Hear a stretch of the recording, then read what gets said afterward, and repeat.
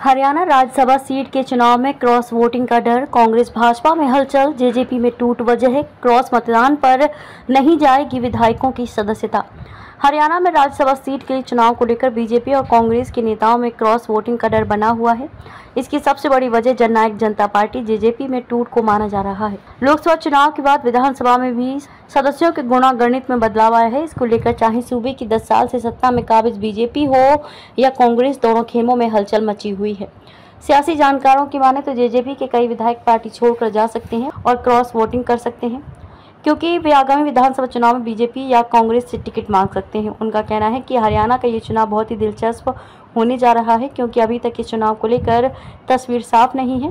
कांग्रेस के लिए क्या है मुश्किल? दीपेंद्र हुड्डा के रोहतक से लोकसभा सांसद चुने जाने के बाद उनकी राज्यसभा सीट खाली हो गई है। भले इस सीट पर कांग्रेस का कब्जा था, लेकिन इस बार कांग्रेस के लिए सीट जीतना आसान नहीं होगा। जेजेपी के विधायक और निर्दलीय किसी भी तरफ जा सकते हैं। वरुण चौधरी के अंबाला लोकसभा सीट से सांसद बनने के बाद सदन में अभी कांग्रेस के पास 29 विधायक ही बचे हैं। भाजपा के लिए ये होगी मुश्किल। मौजूदा स्थिति में भाजपा के पास ज्यादा विधायकों का समर्थन है।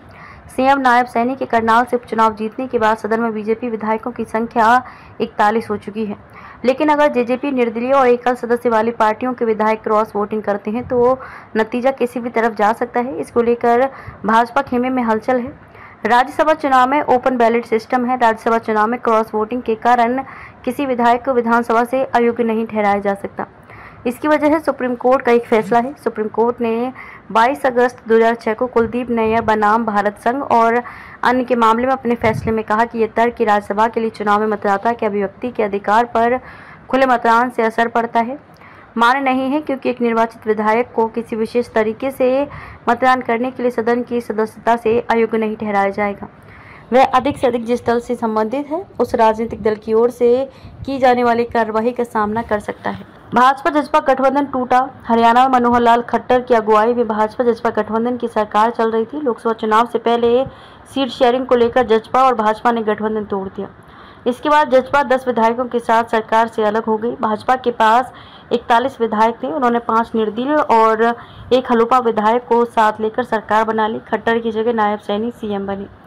3 निर्दलीयों के छोड़ने से बदली तस्वीर। लोकसभा चुनाव के बीच बीजेपी सरकार को समर्थन देने वाले निर्दलीय विधायक रणधीर गोलन, सोमवीर सांगवान और धर्मवीर गोंदर कांग्रेस के साथ चले गए। इससे भी सदन में तस्वीर बदल गई। इसके बाद भाजपा सरकार के पास पार्टी के 41 हलोपा का 1 और 1 निर्दलीय विधायक का समर्थन बचा। एक निर्दलीय विधायक राकेश दौलताबाद का मतदान के दिन निधन हो गया। लोकसभा चुनाव के बाद हरियाणा विधानसभा के नंबरों में और बदलाव हो चुका है। 90 विधायकों वाली विधानसभा में अब 87 विधायक ही बचे हैं। सिरसा की रानिया विधानसभा से रणजीत सिंह चौटाला के इस्तीफे, बादशाहपुर विधानसभा सीट से विधायक राकेश दौलताबाद के निधन से और अंबाला लोकसभा सीट से मुलाना विधानसभा सीट से कांग्रेस विधायक वरुण चौधरी के अंबाला लोकसभा चुनाव जीतने के बाद ये स्थिति बनी है। 87 सदस्य इस विधानसभा में अब बहुमत का आंकड़ा 46 से गिरकर 44 हो गया है। अब भाजपा कांग्रेस के पास विधायकों की क्या है संख्या? मौजूदा स्थिति की बात करें तो भाजपा के पास 41 विधायक हैं। इसके अलावा उन्हें हलोपा विधायक गोपाल कांटा और 1 निर्दलीय नयनपाल रावत का समर्थन प्राप्त है।